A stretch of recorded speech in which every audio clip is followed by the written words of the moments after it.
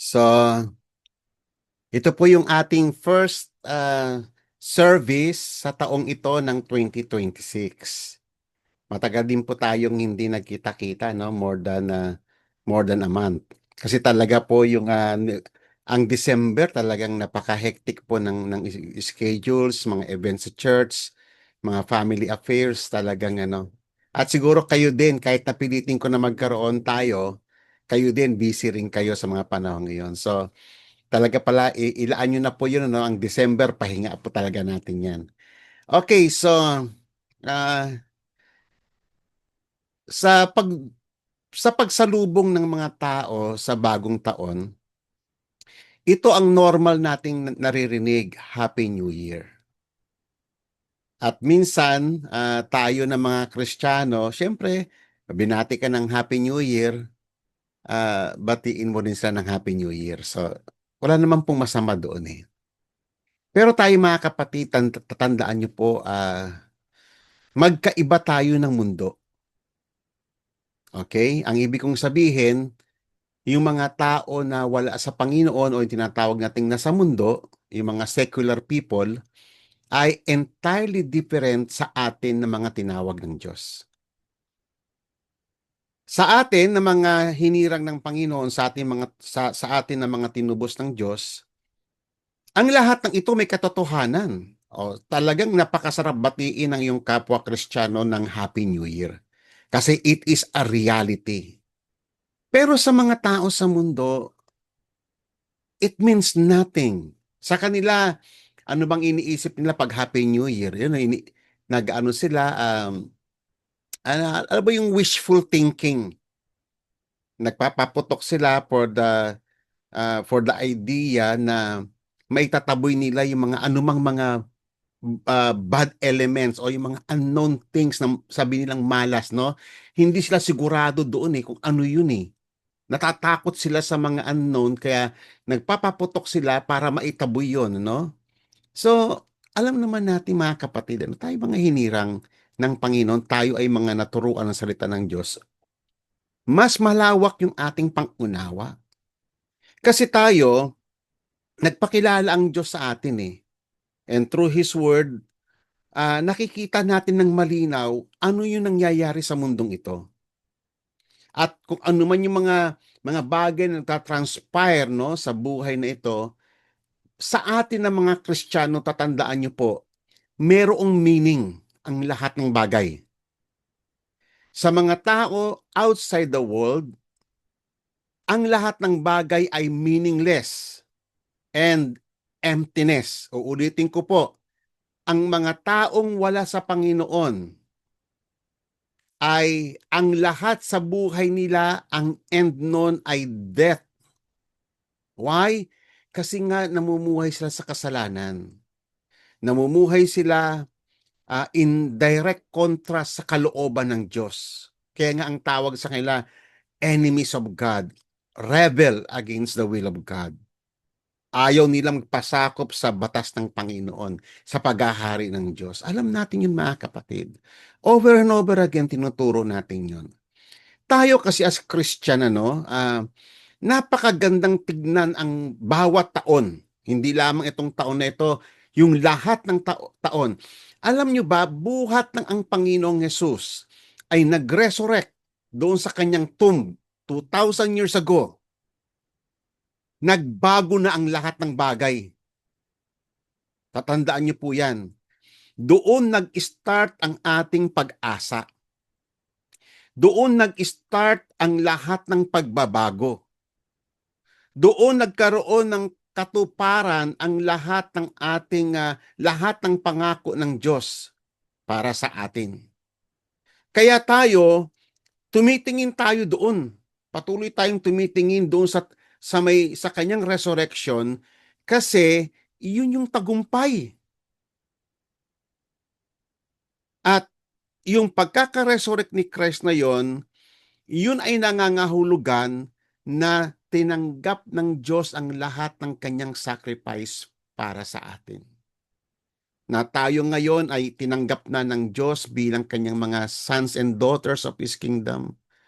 Tayo ay nakapasok na sa blessings ng Diyos. Yan, no? Tatandaan nyo po. Si ang totoong ang actually ang ibig sabihin ng New Year is Blessed New Year. Naalala nyo yung beatitude, hindi po ba? Happy are the meek, happy are the pure in heart, or in other translation, blessed is the ganun ano, yung blessedness and happy is the same thing sa Bible. Sa atin, hindi lang basta para bang you greet ng Happy New Year na wala siyang meaning. Actually, it is a blessed year. Lahat ng taon sa buhay ng Kristiyano is blessed. Why? Kasi nakapasok tayo sa blessings ng Diyos. At sino yung blessing na yon? Si Jesus Christ, the blessed one.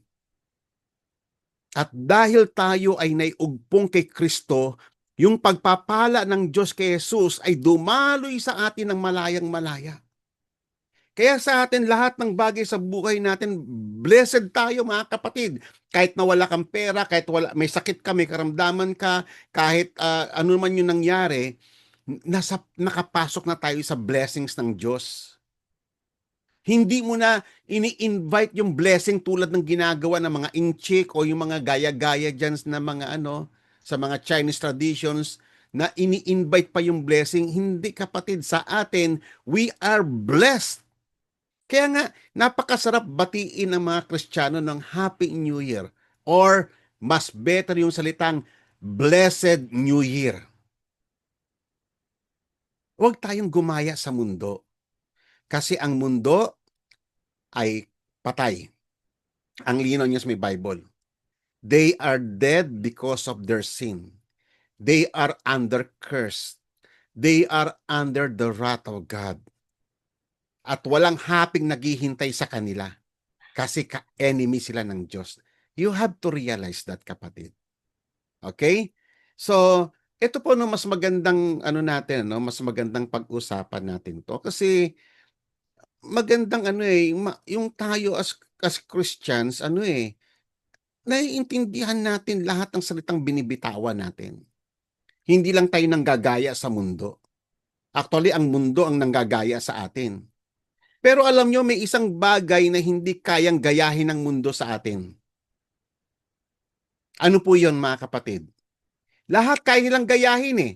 Yung mga terminology natin, hallelujah, praise the Lord, brother, sister, kaya nilang gayahin yun. Yung pagbabasa ng Bible, yung pagdadala ng Bible, yung mga gestures ng kabanalan, kayang-kaya nilang gayahin yun. Pero merong isang bagay na hindi kailanman nila kayang gayahin. Ano yun mga kapatid? And you have to identify that bago tayo magpatuloy. Ano po yun yung nag-iisang bagay na wala sa kanila na meron lamang sa mga anak ng Diyos? Sa mga totoong Kristiyano. Ano po yun? Yung taglay-taglay natin na wala sa kanila na hindi nila kayang i-counterfeit. Alam nyo kung ano yon? Yung buhay. Kasi nung si Jesus ay nag-resurrect, kasama tayong nag-resurrect sa mga patay. Meron ng buhay sa atin. Alam nyo ba yung buhay na ibinigay ng Panginoon? Parang binhi yan eh. Na ito ay lumalago. Lumalago yung buhay na to. Kinocover ng buhay na ito, hindi na kayang gapiin ng kamatayan yung buhay na tinanggap natin kay Kristo. At yung buhay na yun ay kumakalat yun sa bawat aspeto ng buhay natin. Emotionally, mentally, spiritually, socially, in every aspect of life. No, itong life na ito ay nag-grow na hanggang sa maging puno ito sa buhay natin. It affects everything. Pati ang pag-iisip mo, ang morality mo, ang mga values mo, ang karir mo, yung buhay na ito ay kumakalat ito sa atin. Palaki ng palaki itong buhay na ito na tinanggap natin sa Panginoon. Kasi ang tinanggap natin sa Diyos, hindi patay na bagay. Kaya wag tayong basta parang religious lang. Kita mo yung mga tao sa mundo, they are very religious. Pero they are dead. Patay pa rin sila. Walang nagbibigay sa kanila ng buhay para baguhin nila ang sarili nila. They were not able to change their lives. Pero tayo, God has given us the ability through the power of the Holy Spirit. Ay, may nag-echo po. Through the power of the Holy Spirit, pakipatay na lang po yung mga naka-co-host ko po. Pakipatay po pag yung mga microphone na naka-open. So, ganun po yun mga kapatid, no? Tatandaan niyo po yan. Vast difference ang Kristiyano sa hindi Kristiyano. At ano yung difference na yon? Yung life, yung buhay. Kayo ba kapatid, nararanasan nyo ba yung buhay na ito ay lumalago sa inyong buhay? Buhat, i-try ninyong i-try ninyong alalahanin. Buhat nung tinawag ka ng Panginoon, ilang taon ka na sa Panginoon? Lumago ba yung buhay na yan? Kasi it will affect everything. Tatandaan ninyo, ang buhay ng Panginoon, yung resurrected life ni Christ sa atin, hindi na kayang gapiin ng kamatayan. Tatandaan niyo po yan. Yan ay patuloy na lumalaki, yumayabong, para itong kumakalat ito sa buong being natin. Affected yung ating mga moral values, yung ating worldview, affected niya yung ating behavior, ang iyong mga pangarap sa buhay, yung mga endeavors mo. Ganun po katindi yung buhay. Lumalago yan. Kaya nga, kung ikaw kapatid na sinasabi mong ikaw ay na kay Kristo, pero hindi mo nararanasan yung sinasabi ko, ay medyo lumuhod ka sa Panginoon kapatid. Kasi hanggang ngayon nandun ka sa dead religion. Kasi ang pagiging born again ay ipinanganak ka sa buhay. Ang ibig sabihin ng born again, nag-resurrect ka from the dead. Baby ka pa nga lang noon. Kasi yung binhi ng Diyos, maliit pa noon. Maliit pa noon yan nung bago mo nakilala. Pero habang tumatagal ka, nag-grow ka sa knowledge, nag-grow ka sa panalangin, nag-grow ka sa sa paggawa ng kabutihan, nag-grow ka sa pagsunod sa Panginoon, nag-grow lahat yan eh. Hindi stagnant yan kasi buhay yan kapatid eh. Buhay yan. We are talking of the life of Christ, not only yung buhay natin. It is the life of Christ. Think about it, mga kapatid. Sa pag-start natin nitong New Year, sa bagong taon na to na binigay ng Panginoon, ito ay taon, tignan natin itong taon na to, taon ng advancement natin sa Kingdom of God.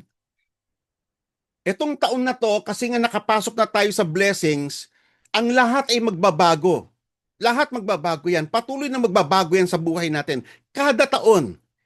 Why? Ang underlying truth doon ay yung buhay na nag-grow sa loob natin. Sang-ayon po ba kayo doon, mga kapatid? Search your heart kung totoo ito sa inyong mga buhay, yung sinasabi ko. Nagpo-progress tayo. Hindi po tayo nagre-regress. Hindi po tayo paurong. Progressive po yung trabaho ng Holy Spirit sa loob sa buhay po natin. Kaya kung ikaw kapatid, ang kaalaman mo sa Biblia, noong way back 20 years ka na, noong nakakilala ka, hanggang ngayon ganun ka pa rin. That is regression. Kasi hindi ka nagpo-progress. Kasi ang buhay ng Panginoon hindi ganyan. Nagbabago. Mamaya makikita niyo pa po yan, no? So tatandaan po natin, no? Sa introduction pa lang tayo. So tatandaan po natin, tayo as Christians ay tinitignan natin ang lahat ng bagay doon po sa redemptive work ng Panginoong Hesus, doon sa krus ng Kalbaryo. Yun po yung springboard. Yung pag-resurrect niya doon, yung kanyang finished work, yung kanyang victory ay taglay-taglay natin yun, mga kapatid. Pangalawa, ang Holy Spirit, kaya nga ipinagkaloob sa atin yan, ay para tulungan tayo no, na makalakad sa kalooban ng Panginoon in sanctification. Tatandaan po natin yan. Ang trabaho ng Holy Spirit ay hindi lamang para ikaw ay mag-speaking tongues, maggulong-gulong dyan, tumahol-tahol ka dyan. Yun po ay distortion, yun po yung mga mali, ano, bagamat hindi ko sinasabing mali yung speaking tongues. Pero yung ibang mga practices na manifestation daw ng Holy Spirit, ay talagang I am totally against it. Kasi hindi ganyan ang Holy Spirit na nabasa ko sa may Bible from Old hanggang New Testament. Amen. Kaya wag po tayong gaya-gaya po tumaya sa ibang mga Kristiyano. Kulang pa po sila sa kaalaman. So tinitignan po natin ang lahat ng ito sa aspeto ng sanctification. Ang Holy Spirit, sinasanctify tayo araw-araw kasi may buhay na tayo. Yung freedom natin ay patuloy na lumalago, lumalaki, kumakalat no, sa ating buhay. Okay? At tayo ay patuloy na nababago at patuloy na nare-restore ang lahat ng bagay. So in short, ang ibig kong sabihin, sa mga tinawag ng Diyos, everything has life. Everything has a meaning. Everything has a purpose. Kasi yung buhay ni Christ ay nagbibigay sa atin ng fullness. Kaya nga naalala ko yung John 10:10 eh. Sinabi ng Panginoong Yesus eh, the devil came to snatch, to kill, and to destroy. Yung ibang mga Kristiyano nag-capitalize na doon. Huminto na doon. Pero hindi niya tinuloy yung karugtong ng verse na yon. Ano yung karugtong ng verse? But I have come to give you life and have it abundantly. Yun yung missing part eh. Masyadong bida si Satan eh. Minsan yan ang problema ko sa mga Kristiyano. Distorted yung view nila. Mas nakikita nila si Satan na mas powerful kaysa kay Jesus Christ na victorious. Ay, ang laking problema ko yan. Kahit even mga pastors, ganun din. Ang laking problema ko yan. Amen? Tatandaan po natin mga kapatid, we are victorious in Christ. Okay? So let's proceed. O, tignan po natin yung sinasabi ng Ecclesiastes. Tignan niyo po ano yung mga pananalita nito. Pamilyar kayo nito. Siguro, pag nabasa ninyo yung Ecclesiastes, ito po yung mga pambungad niya mga salita. Di ba? Sa pag binasa nyo ang Ecclesiastes, ang common na words na ma-observe ninyo yung salitang meaningless. Walang kabuluhan ang lahat ng bagay. Laging paulit-ulit na sinasabi ni Solomon yan. Okay? O, tignan po natin dito. That which has been is that which will be. So, kung ano daw yung nangyari na, yun lang din ang mangyayari, sinasabi niya. And that which has been done is that which will be done. Yun lang din eh.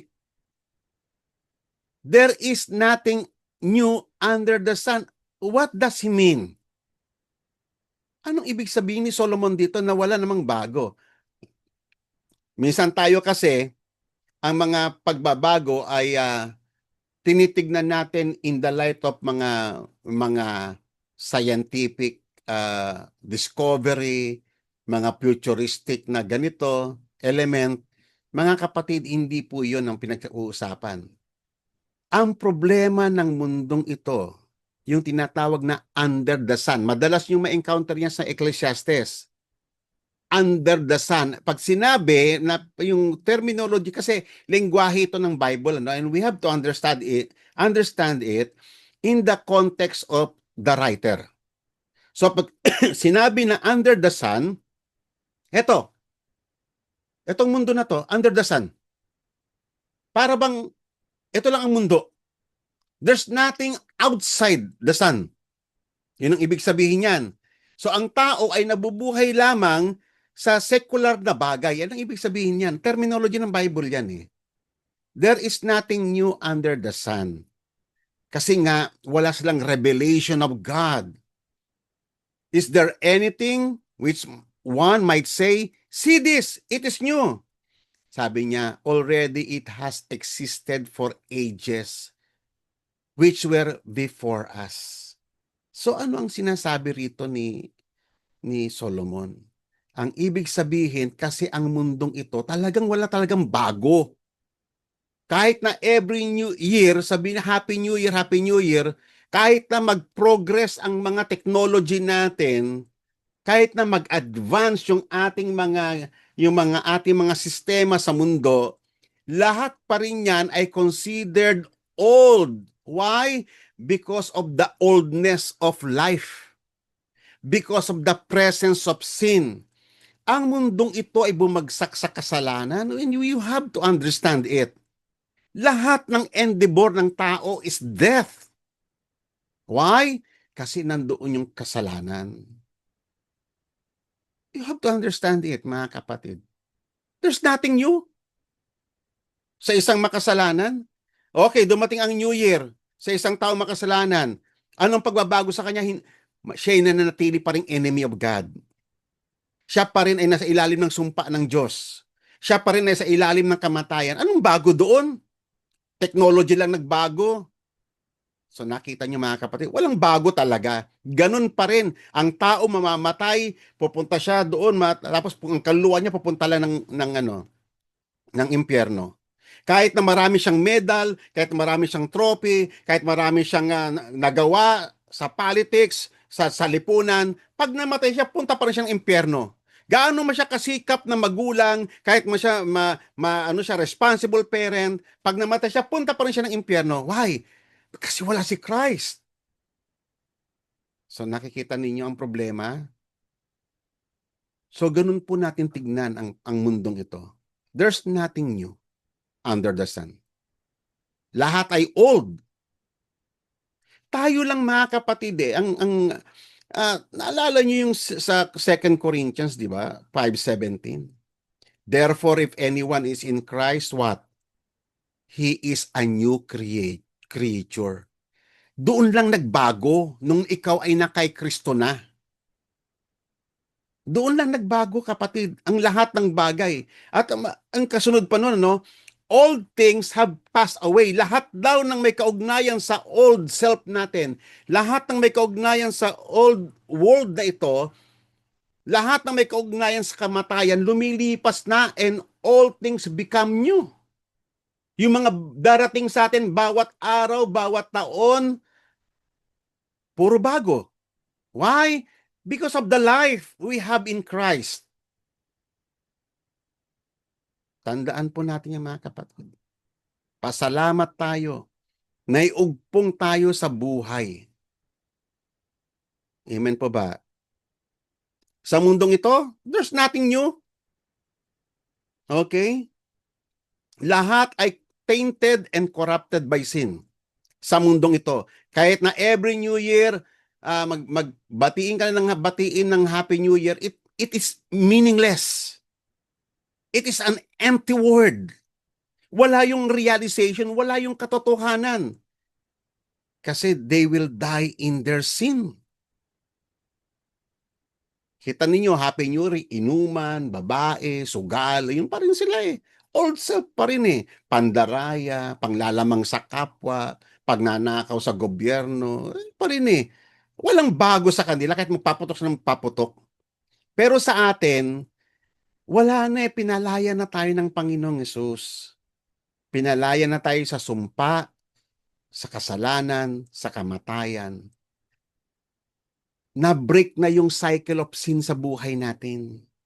Na-break na. Yung kamatayan ay, na siya, para na siyang lumilipas na shadow sa buhay natin, at yung buhay palago ng palago sa buhay natin kada araw. Yan po ang ibig sabihin ng born again. Ginawa lang kasi nating dead religion yung born again. Ang gandang yan, ang salitang born again. Minsan nga pag-aaralan uli natin kung ano ang born again. Pag sinabi mong born again, we are talking about life. We are talking about the newness of life.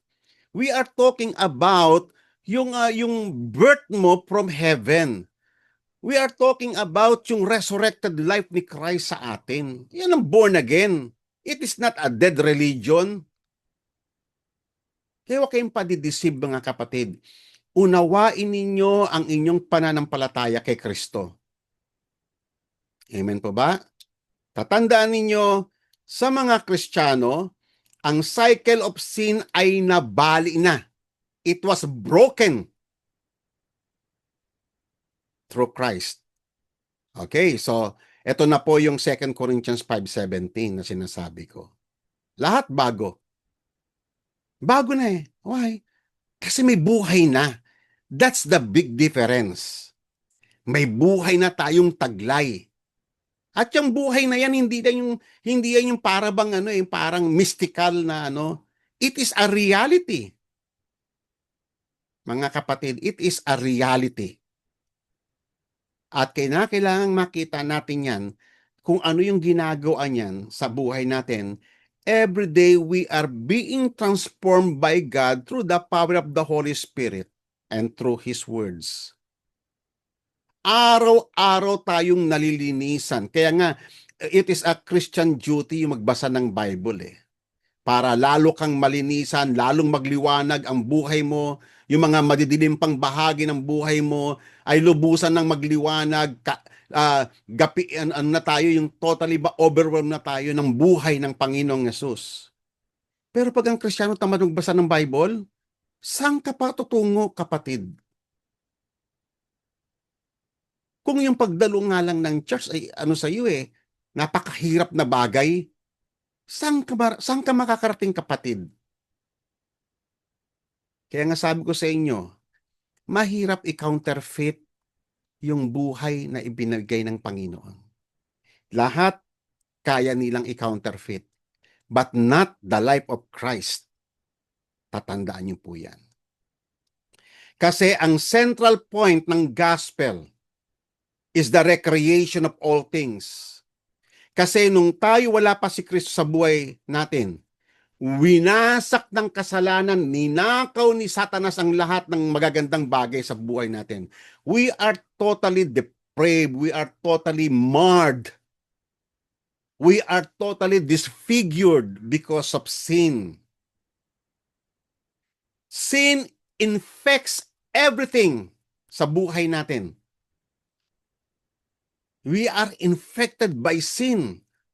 Yung ating morality, yung ating worldview, yung ating values, yung ating behavior, yung mga relationships natin, everything was infected by sin. Marred. Pero nung dumating si Kristo, nag-start na yung new creation. Nag-start na yung baguhin tayo. Hindi lang basta repair ang ginagawa ng Panginoong Yesus. Kung hindi talagang pinapalitan niya na ng yung kasi hindi po pwedeng magsama yung darkness and light sa buhay ng isang anak ng Diyos, sa isang redeemed. Hindi po pwede. Naalala niyo yung parable ng Panginoon, hindi po pwedeng ilagay yung new wine sa old wine skin. Hindi siya compatible. Ganon din yung buhay ng kamatayan at yung buhay sa Panginoon, hindi po pwedeng mag-merge yan. Entirely new ang binibigay ng Panginoon sa atin. Amen? Nire-recreate kasi tayo ng Panginoon araw-araw. That's why the presence of the Holy Spirit is in us. Huwag nating gawin itong dead religion, kapatid, ang born again. Because it talks about life. It talks about the resurrected life of Christ.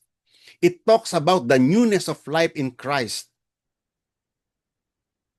Tatandaan niyo po, mga kapatid, our salvation begins with regeneration. Doon po nag-start yung ating kaligtasan nung binuhay tayo ng Panginoon. Yung tinatawag nating born again. I'm not talking of born again religion I'm talking about the true regeneration by the Holy Spirit. Doon nag-start yung recreation. Nire-recreate na tayong muli sa image ng Diyos. Kasi dati ang kamukha na tayo ni Satanas dati. Kaya nga tawag sa atin anak ng Diablo . Pero ngayon nire-recreate na tayo na anak ng Diyos. Hindi po pwedeng magsama sa buhay natin yung image ni Satan at saka image ni God. Po pwede ba yun mga kapatid? Meron bang Kristiyanong manananggal?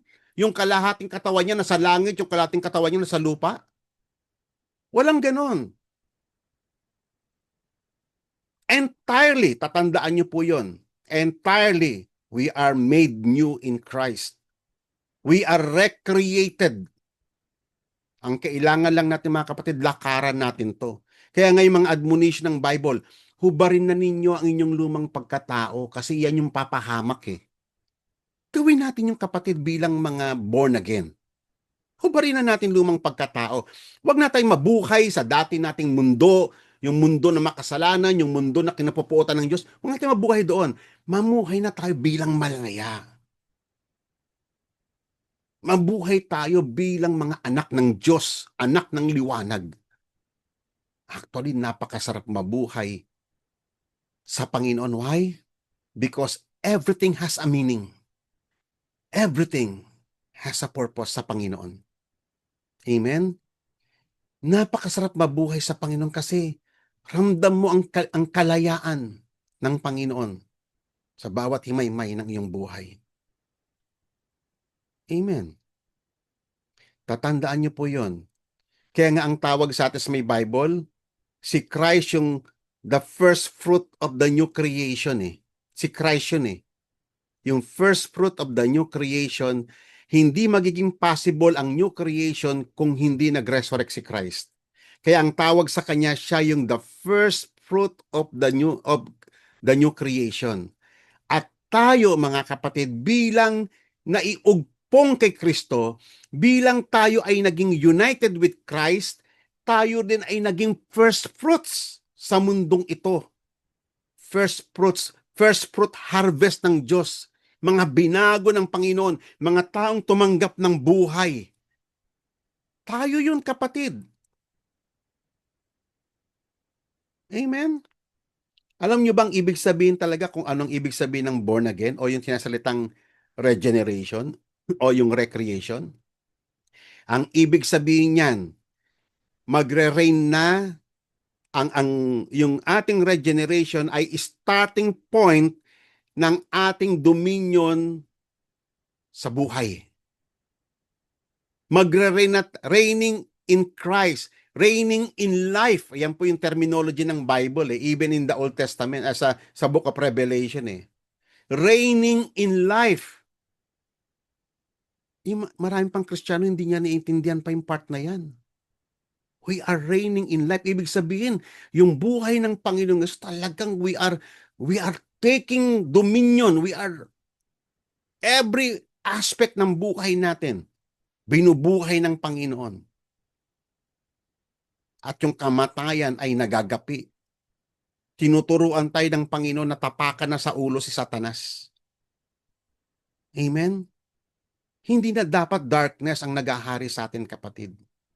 Yung liwanag ng Panginoon. Alam niyo ba kasi, yung buhay na tinanggap natin sa Panginoon, ang siyang liwanag natin sa ating buhay. Yan yung malinaw na sinabi ni John sa John chapter 1. The life we have in Christ is the light of all men. Yan ay liwanag. Kaya nga hindi maaaring kapatid na hindi ka magliliwanag. Kasi tumanggap ka ng buhay. Nagkakaintindihan po ba tayo mga kapatid? Unawain niyo po yung ating preaching sa gabing ito. New Year na New Year. Dito tayo mag-start. Panibagong perspective. Naiintindihan mo yung finished work ni Christ sa cross. Hindi lamang yung kayo ay every Sunday punta kayo ng puntay ng church, pero wala lang, religious lang kayo, uuwi kayo, walang pagbabago, hindi nyo pa rin naiintindihan yung gospel. Hindi nyo pa rin naiintindihan yung life na meron tayo kay Yesu Kristo. Amen po ba? Hindi ko po yung pinapagalitan ha. Ako po yung pastor na hangarin ko na kayo ay makapasok sa buhay. Yan po yung trabaho ko. Okay. So, we are reigning in life. Ang linaw po niya sa Colossians, we have been transferred from death into life. We had been transferred by Christ from the kingdom of darkness into the kingdom of His Son. Sa liwanag. Linaw po yan sa may Bible. Okay. Kaya nga, sabi nga po ni Peter, ni Apostle Peter, sabi niya, Blessed be the God and Father of our Lord Jesus Christ, who, according to His great mercy, has caused us to be born again into what? Into a living hope. Kita niyo mga kapatid, pati pag-asa natin na buhay. Alam niyo ba ang tao na wala kay Kristo, wala siyang pag-asa, wala siyang kinabukasan because wala siyang Diyos. Kaya ang ginawa ng Panginoong Hesus, iniugpong tayo sa Diyos, naiugpong tayo sa may buhay, nagkaroon tayo ng pag-asa, nagkaroon tayo ng kinabukasan. Ang linaw naman yung kapatid, siguro naman nababasa nyo na ito. Pero hindi nyo lang talaga binibigyan ng pansin yung bawat talata na sinasabi. He has caused, dahil sa habag ng Panginoon sa atin, sa pamamagitan ni Kristo, He caused us to be born again. O minsan huminto na tayo doon, born again. O iniisip mo yung religion mo, kapatid. Hindi po. You have been born again into a living hope. Buhay na lahat eh. Mata mo namulat. Alam niyo ba kung paano tayo describe ng Panginoong Yesus? Tayo yung mga patay, tayo yung mga pilay, tayo yung mga patay na binuhay, tayo yung mga pilay na nakalakad, tayo yung mga bulag na nakakita, tayo yung mga paralitik na nakakilos, nakabangon. Tayo yun eh. Tayo yung mga pulubi na naging mayaman, tayo lahat yun. Bumaligtad, na-reverse kasi nga, ang buhay at kamatayan is entirely different thing. Ngayon nakakalakad na tayo. Ngayon nabubuhay na tayo. Ngayon nakakita na tayo. Ngayon talaga nakakapaglingkod na sa Panginoon. Ngayon nakakaunawa na tayo. Why? Kasi yung buhay ng Panginoong Hesus. We have been born again into a living hope. Buhay na lahat. Yung inaasahan mo kay Kristo, maasahan na talaga yun. May assurance ka na, kapatid. Pati ang mga anak mo may pag-asa na sa Diyos. Amen? Kita nyo yung word. He caused us to be born again to a living hope through the resurrection of Jesus Christ from the dead. Ang ibig sabihin, kung si Christ ay hindi nag-resurrect, wala tayong pag-asa. Hindi ka mabuborn again. Hindi ka may ugpong sa Diyos. Kailanman hindi ka magkakaroon ng buhay. So, ganun ang implication ng resurrection ni Christ. Yung kanyang resurrection ay resurrection din natin. Yung kanyang physical resurrection ay spiritual resurrection nating lahat. Kaya nga po pwede na tayong makapamuhay sa newness of life. Except yung mga taong nananatili sa old humanity, yung mga tao na ayaw lumapit kay Kristo, yung mga taong patuloy na nire-reject niya ibanghelyo, mananatili sila sa labas. Sa huling araw, kakatok sila, Panginoon, Panginoon, pagbuksan mo kami. Sasabihin ng Panginoon, I do not know you. Amen? Kaya napakapalad natin, mga kapatid. Napakapalad mo, kapatid. Kaya nga ang sabi po ng Biblia, tignan ninyo yung pananalita ni Apostle Paul. Therefore, we had been buried with him through baptism into death. Yan po yung sinisimbolize ng baptism eh. Nakakalungkot lang kasi minsan ang baptism nagiging dead ritual. Kailangan, alam nyo ba, dapat sa mga baptism, pinapaliwanag ng husto ng pastor yan eh. Kasi ang symbolism ng baptism, pag nilubog ka doon, dapat naiintindihan ng tao na ibabaptize na siya ay ililibing na, mamamatay na siya. Sino yung mamamatay? Yung lumang pagkatao na may kaugnayan sa lumang mundong ito na makasalanan. Mamamatay na yon, ililibing na yon. Kasi ang tubig ay simbolo ng judgment ng Diyos. Naalala niyo yung panahon ni Noah? Baptism yun eh. Ginamit ni Apostle Peter yung salitang iyon, yung baptism na yon, yung flood ni Noah. Okay? We are buried with Him through baptism into death, so as Christ was raised from the dead through the glory of the Father, so we too might walk in the newness of life. Kasi kung hindi nag-resurrect si Christ, kailanman we are not capable to walk in the newness of life. Hindi mo kailanman mababago ang buhay mo. Kailanman wala kang pag-asang mabago pa ang buhay mo. Mananatili kang bulag, mananatili kang pilay, mananatili kang patay, mananatili kang walang pag-asa. Ganyan ang implication ng resurrection ni Christ. Sa kanyang resurrection, ulitin ko mga kapatid, nag-resurrect din tayo. Amen. So purihin ng Panginoon. And that is the victory of Christ. Kaya nga, madalas sa mga papansin sa mga preachings ko sa ating mga Bible study, madalas kong sabihin yung tagumpay ni Kristo eh. At itong mga salitang ito ay minsan nanatili itong parang question mark sa mga Kristiyano. Hindi pa rin nila kayang ipaliwanag ano ba tong victory na meron tayo kay Jesucristo. Nagtagumpay ang Panginoong Yesus, nagtagumpay din tayo kasi naiugpong tayo kay Kristo. Pinagpala tayo ng Diyos dahil kay Jesucristo. Nakapasok tayo sa buhay dahil kay Jesucristo. Kaya kung meron mang dapat papurihan, si Christ ang dapat papurihan. Si God. Yung habag niya. He caused us to be born again. Inadapt tayo ng Diyos sa pamamagitan ni Kristo. Take note ha, hindi si Christ ang nag-adapt sa atin. It is God the Father. God the Father adopted us through His Son, through His beloved Son.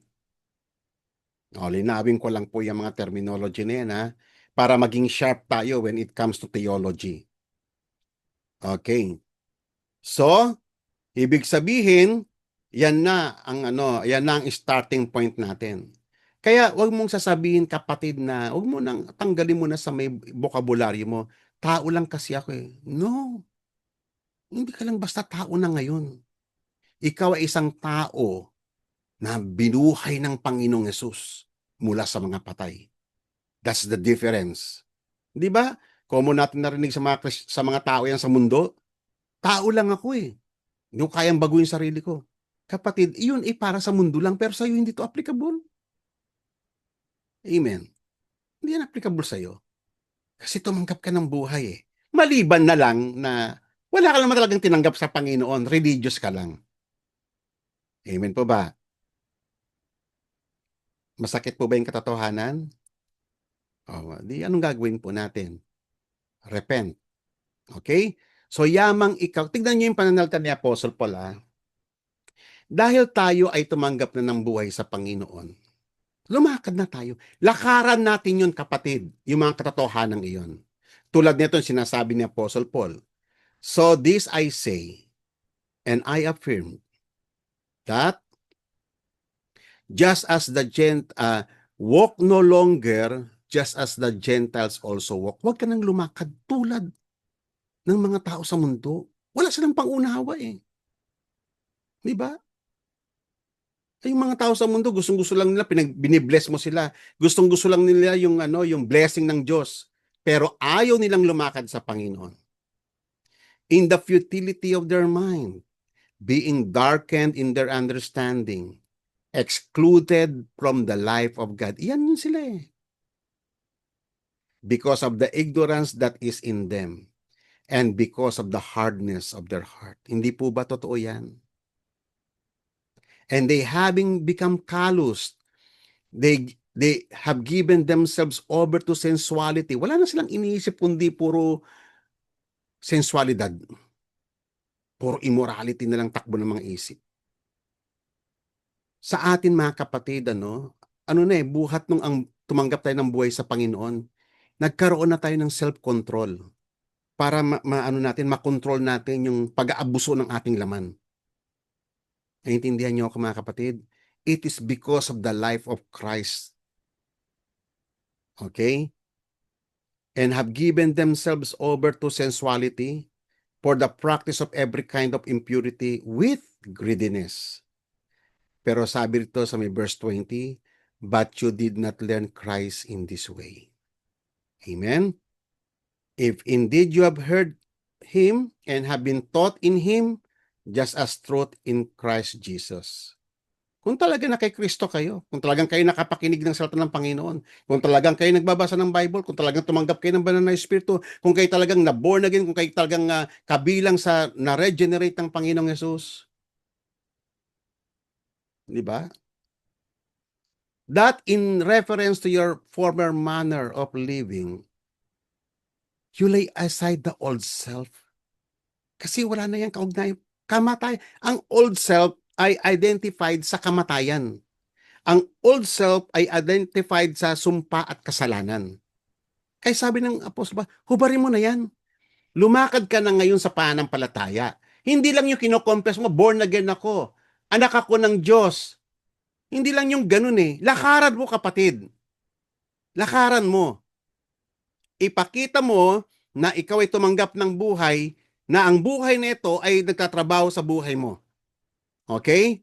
So lay aside the old self, which is being corrupted in according with its lust of deceit. That you being renewed in the spirit of your mind. So nakita nyo pati isip natin nag-start na yung renewal. Ay yung tinatawag kayo na tayo ay na-regenerate, na-recreate na pati yung way of thinking natin, pati yung worldview natin, pati yung reasoning natin ay nire-renew ng Holy Spirit. Amen? Yan ang born again. Put on the new self. Isuot nga na ninyo yung bago. Yung buhay na tinanggap mo kay Kristo, yan yung new self mo. Yung buhay na may buhay ng Panginoong Yesus. In which, in the likeness of God, has been created in righteousness and holiness and truth. Okay? So ano po ang ending ng lahat ng ito? Ito yung sinasabi ni Apostle Peter. But according to His promise, we are waiting for the new heavens and new earth in which righteousness dwells. Okay? So nakita niyo mga kapatid, no? Diyan patungo ang lahat. Nag-start ito sa resurrection ni Christ, tapos siya yung firstborn of all creation, new creation, tapos tayo na naugpong kay Kristo, mga first fruit ng new creation, and then hanggang ito ay palago ng palago ito sa mga buhay natin, hanggang sa pagbabalik muli ni Christ. Tayo ay karapat dapat na i-welcome sa new heaven and new earth kasi puro bago na. We are talking of new things. Wala nang old things. Yan ang born again. Amen. Yan po yung power of regeneration. Patuloy na ginagawang bago ng banal na Espiritu, pati pananalita natin, pag-iisip natin, reasoning natin, pati mga gawa natin, pakipag-transact sa mga tao, lahat binabago. Kasi yung new heaven and new earth na pupuntahan natin ay righteousness ang nagahari doon. Wala nang lawlessness na makakapasok doon, kapatid. Amen? So, ibig sabihin, kaya nagtatrabaho ang Holy Spirit sa atin kasi piniprepare niya tayo. Piniprepare na tayo ng Holy Spirit ngayon para pagdating ng time na yon, tanggapin tayo, sabi nga sa 2 Peter, tanggapin tayo ng maluwang na maluwang, wide open arms ng Panginoon sa kanyang everlasting kingdom. Amen? Ngayon kapatid, bago tayo magwakas, nararanasan mo ba yung mga pagbabago na binabanggit ko? Nararanasan mo ba yung buhay o religious ka lang?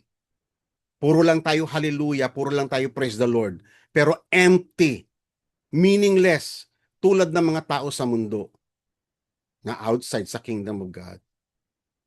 Tatandaan ninyo, sinabi ni Apostle Paul, the kingdom of heaven is not food and eating, hindi eating and drinking, but righteousness, peace, and joy in the Holy Spirit. Yan po ang kingdom of God.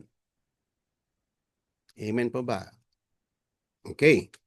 So, God unfolds the new creation in stages. The new creation is now with us, yet we are awaiting for its final corporeal establishment. So, yan na po yung tinatawag nating consummation. Pag dumating si Christ, yun na yung fullness, yung completeness ng mga pangako ng Diyos about the new creation. The new heaven and the new earth.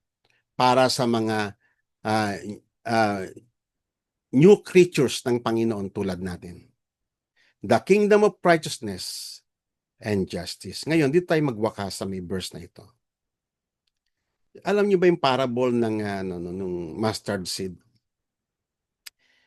The kingdom of God is alive. Hindi po patay ang kingdom ng Panginoon. It is moving. Little by little, it's growing. Hindi ito napapansin ng mga tao, but transforming everything in its path. That's the kingdom of God. Why? Because the kingdom of God is full of life. Reversing the effect of sin.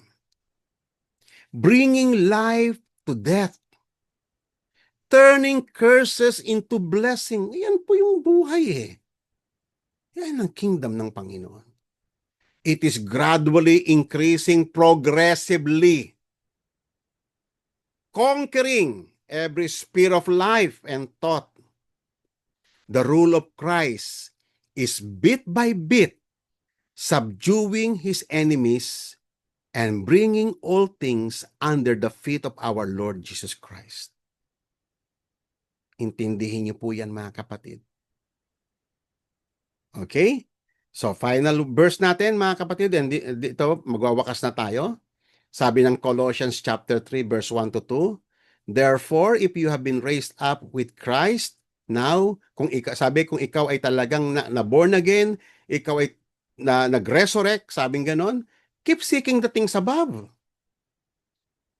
That is a normal response ng taong na born again. Sigad na ang nakikita niya. Sigad na ang desire niya.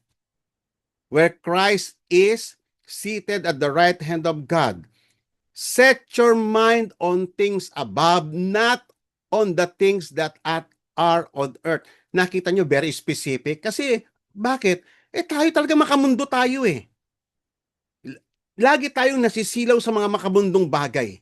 Nasisilaw tayo sa pera, nasisilaw tayo sa kislap ng karangyaan, nasisilaw tayo sa kasikatan ng mga artista, kaya ginagaya mo pati appearance niya. Masyado tayo makamundo.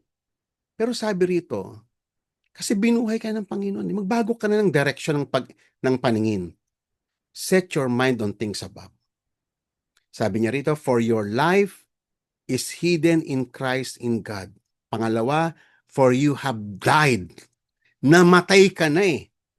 Yung may kaugnayan sa kamatayan, namatay na yun eh. Nilibing na yun.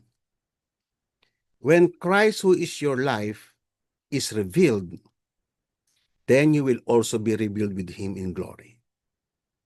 Yan ang isang magandang paksa ng pag-usapan natin. The glory. That is the ultimate inheritance of the saints. Ano yung glory na yan? So for now, dito po tayo mag-i-end. Purihin ang Panginoon sa kanyang mga kahanga-hangang mga salita. Salamat sa Panginoon sa panibagong taon. Happy New Year po sa inyong lahat. At nawa, every time na tayo ay nag-greet ng Happy New Year, we understand that it is a blessed year for the people of God. Amen?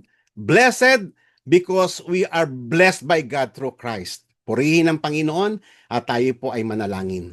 Salamat o Diyos sa iyong kahanga-hangang mga salita, sa iyong kahanga-hangang mga ginawa sa krus ng Kalbaryo.